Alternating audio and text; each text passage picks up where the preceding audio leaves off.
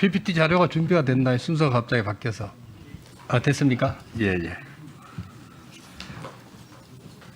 예, 후보자님, 저거 화면 한번 봐주십시오. 종합소득을 인터넷으로 확인이 가능하도록 돼 있습니다. 공인 인증서만 있으면은 이 자리에서도 컴퓨터를 이용해서 바로 확인이 가능하도록 돼 있어요. 우리 후보자께서 국세청에서 5년 자료만 보관하고 있다 이렇게 말씀을 하시는데 그거는 아니라는 점을 분명히 말씀드리고 동의를 해주실 것을 거듭 촉구를 드립니다. 그 다음으로 후보자님께서 이 소유 주택을 두 회사의 월세, 선입금 월세를 주고 6억 2천만 원 월세를 받으셨어요. 그런데 그 회사하고 우리 후보자의 직무관계에 심각한 이해충돌이 있다. 이 부분에 대해서 제가 좀 집중적으로 질의를 하겠습니다. 다음 자료를 좀 봐주십시오. 모빌 오일 코리아하고 임대차 계약을 89년도 정도에 95년도에 하셨다고 돼 있는데요. 후보자께서 통상무역실장을 하시던 때입니다. 그때 근저당권이 1억 7천만 원이 설정이 되어 있습니다. 이 무렵에 아마 계약이 체결된 것으로 알고 있습니다. 그런데 96년 3월에 보면은 모빌사가 석유개발공사의 베트남 천연가스전 사업을 참여를 합니다. 매장된 LNG 가스 양이 한 60억 불 정도, 우리 하나로 치면 7조 6천억 규모의 큰 사업에 모빌사가 참여를 하고요. 그 다음에 같은 해에 이 모빌 EHS라고 모빌사의 자회사입니다. 이 자회사가 가스공사하고 안전관리 5개년 발전 계획 수립 용역을 체결을 합니다. 그리고 97년 5월에 모빌 EHS, 이 모빌사 자회사가 가스공사하고 2차 용역 계약을 체결을 하는데 133억 원의 수유 계약을 체결을 했습니다. 이 후보자 이 내용 알고 계셨습니까? 전혀 모르고 있습니다.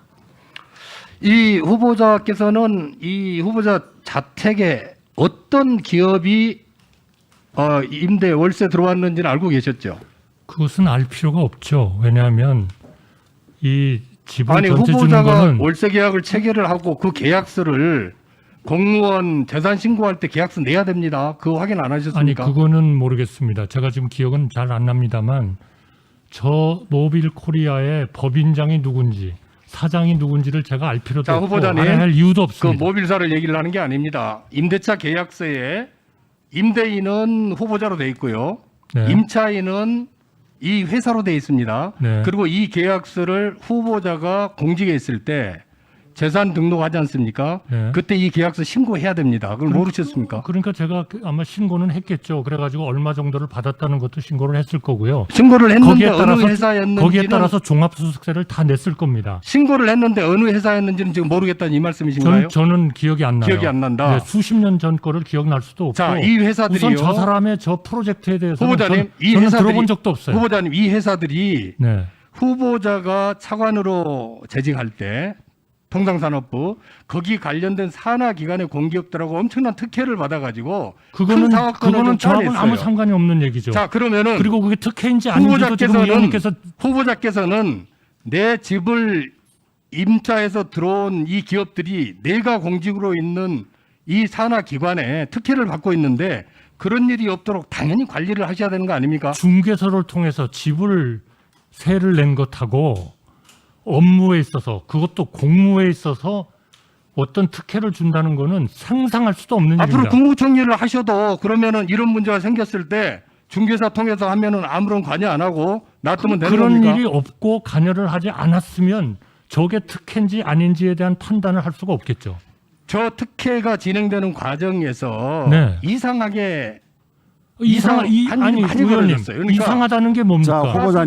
후보자님, 이 지금 해필이면은 잠깐만요. 의원께서 질의하시는데 답변을 동시에 하니까 보이스가 섞여서 못 알아듣는다는 항의가 들어와 있어요. 들으시고 네. 이야기를 하시기 바랍니다. 네, 죄송합니다. 해필이면은 그 후보자 집에 세입자로 들어온 그 기업들이 후보자가 차관으로 있는 통상산업부, 산하 공기업들, 가스공사, 석유공사 이런 데서 온갖 특혜를 받았는데 그거를 본인이 모르고 있었다. 중개업자를 통해서 했기 때문에 나는 상관이 없다. 이건 너무 무책임한 말씀 아니신가요? 그거는 지금 의원님들께서 국민들한테 아주 이상한 인상을 지금 심어주고 계시는 겁니다. 만약 저 사람들이 저 때문에 특혜를 받았다면 증거를 내주세요. 증거를 지금 저렇게 다 특혜를 받았다고 하는 아니 것도 저 돼 특혜를 있고. 받았다는 게 도대체 자, 그다음에 저하고 무슨 그 상관이 있는 거예요? 부분을 그 차관이 돼가지고 산하 공기업에 대해서 내 관련되는 이건들이 이 오가고 있는데 그거를 내가 관여를 안 했으니 모른다. 이거는 저것이 무슨 프로젝트인지 그런 답변이 어디가 저게 있습니까? 프로젝트인지 특혜인지 지금 의원님도 잘 모르고 계시는 거 아닙니까? 자, 기본적으로 93년도에 기본적으로 저런 자, 거를 잠깐만요. 국민들한테 후보자님, 말씀하시는 것 후보자님, 자체가 잠깐만요. 네. 93년도에 AT&T에 또 그 임대를 주셨잖아요. 그 AT&T도 이게 또 이 이권의 특혜에 개입이 돼 있어요. 이 AT&T가 최신 그 한국통신의 그 교환기 통신 교환기 입찰 여기에 정부 사업을 236억짜리를 수주를 했습니다. 저는 그거 그게 알고 얼마나 있었습니까? 터무니없고 얼마나 황당한 얘기인지를 이미 설명 자료로 다 드렸고 저하고 같이 청와대에서 일했던 석호익 당시 행정관이 기자하고 인터뷰를 하면서 소상하게 얘기했습니다. 청와대는 자, 저런 거에 후보자님. 관여하지 않습니다. 후보자님, 그때 후보자님이 청와대에 통상산업 비서관으로 있었습니다. 저는 이 그런 거에 청와대에서는- 관여하지 않았습니다. 후보자님 답변 질의할 때는 좀 들으시고 답변을 하십시오.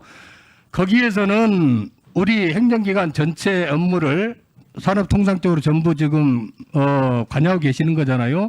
이런 상황에서 외국 기업이 국내 진출을 하면서 그것도 후보자의 집에 세입자로 들어온 기업이 이런 특혜를 받고 있는데 도대체 공직자로서 그 부분을 관리를 안 했다고 하는 거는 그거 일부러 관리를 안 한 걸로밖에 비춰지지가 않습니다. 어떻게 생각합니까? 제가 저거를 그 사람을 안다든지 만나본 적이 있다든지 그 프로젝트에 대해서 제가 구체적인 프로젝트에 대해서 관여를 했다든지 그러면 제가 의원님 말씀에 조금이라도 생각을 드릴 수가 있겠습니다. 그러나 저는 만나본 적도 없고 저런 프로젝트가 진행되는지 알지도 못했고 또 저하고 같이 일했던 석호익 행정관이 당시에 청와대의 일은 자, 후보자님. 새로이 김영삼 정부가 출발해가지고 자, 후보자님. 정말 자, 좀 그 간단히 답변을 해주세요. 시간이 없지 않습니까? 아니 그러니까 터무니없다는 자, 후보자님. 말씀을 드립니다. 터무니없다. 자, 후보자님, 이 집은 다른 사람의 집이 아닙니다. 후보자 본인 소유 집입니다. 그리고 본인 소유 집을 관계되는 회사에 임대를 내준 거예요. 그러면은 저도 공직을 해봤습니다만은 혹시라도 이 저하고 연관된 이 세입자가 이상한 짓을 할지 안 할지 수시로 관리를 하면서 자기 관리를 해야 되는 겁니다. 그런데 후보자께서는 부동산 중개업소에서 소개한 거기 때문에 나는 아무런 관계가 없다. 그리고 이 산하 공기업에서 무슨 일을 하는지 차관이나 청와대 비서관으로서는 알 바 아니다.